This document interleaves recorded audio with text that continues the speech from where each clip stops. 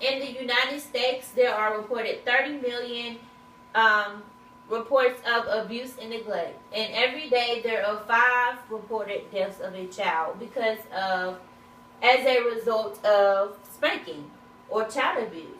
So today I will be talking a little bit about 3 ways that a child can be affected, and in a different way that you can show your child, that you care, and to also use as a corrective behavior and immediate cure to any problems that your child is having. All right.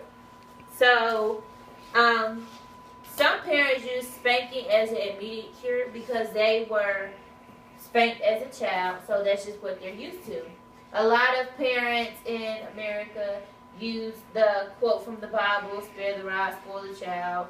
It's just a little classic thing that everybody does, but that's not always the right thing that you're supposed to do, because every child is different and every child reacts to different situations a different way. So now that I have introduced some of the few problems that spanking can cause children to have, I'm going to talk a little bit about the ways spanking can affect them, which are emotionally, physically, and mentally. Emotionally, a child can be affected by, they can become more quiet and shy to themselves. Physically, you can leave bruises, webs, stuff like that, which is not good. Your child should not have any marks on their body like that. Mentally, it can slow down their developmental ways that they learn. They have developmental delays and things like that. Okay? So now that I have introduced 3 ways of spanking 3 ways that spanking can affect your child, we're going to talk a little bit about the results of spanking and what can occur. All right. Spanking, according to G. Ruff, the author of a book that I read for this presentation, it can make the child very angry, resentful, and more likely to consider violence as a way to resolve conflicts. It also can make your child think that hitting is okay, which me as a parent, I would not want that. According to Stratus, another author of a book that I read up on spanking and childhood discipline, if you spank your child when you're angry, it teaches your child that it's okay to act out aggressively. All right. So now that we've talked a little bit about some of the results of spanking, I'm just going to show you a little clip about the effects of spanking on children.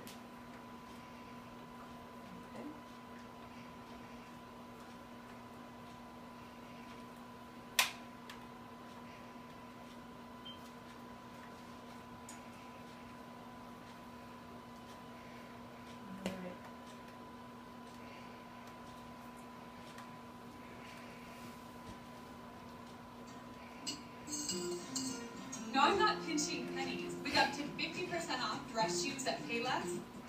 All right. A new study on the effects of spanking showed that while stopping naughty behavior temporarily, it might make children more likely to engage in future misbehavior and test lower for vocabulary skills. Lead author of the study, Michael J. McKenzie, an associate professor at the Columbia School of Social Work, said, "Spanking does make the kids stop, but the goal is to have kids regulate themselves over time, and in that, spanking fails." Researchers asked over 1,900 parents if they spanked their children between the ages of 3 and 5 years old. Then they tested the children's behavior, aggression levels, and vocabulary skills a few years later, at age 9, by asking them over 50 questions. The results of the study show that 52% of mothers and 33% of fathers admitted to spanking their 5-year-old children. If the mother spanked her children at age 5, they reportedly had lower vocabulary test scores, along with higher rates of aggression and rule-breaking behavior. Lower vocabulary test scores were also associated with fathers spanking their 5-year-old children. What do you think? Does spanking cause children to misbehave later on? All right. So that's just a little clip to give you all a little more information on what we were talking about. Some of the effects that spanking can have on your children. Alright. Okay, so now I am going to tell you all about the effect that I think is the best way to resolve any problems you're having with your child. Okay? Which is the stay listening effect. The stay listening effect is just basically you listening to your child instead of spanking them. It is a way better way to correct your child's behavior than spanking. It shows them that you care.